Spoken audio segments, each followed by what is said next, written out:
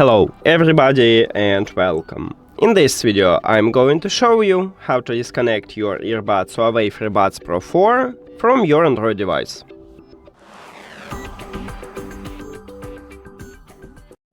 You have to start by open Settings and then go to the Bluetooth or connected devices.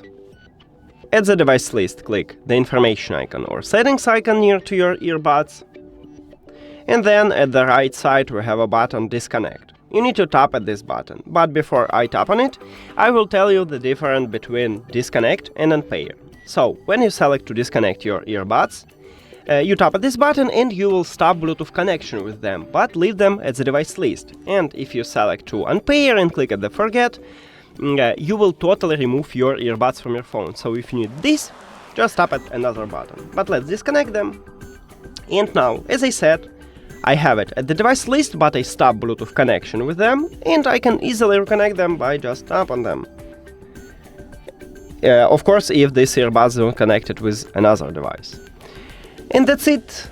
Thank you for watching this video. If you found it helpful, please consider subscribing to the channel and leave the like on the video. See you later!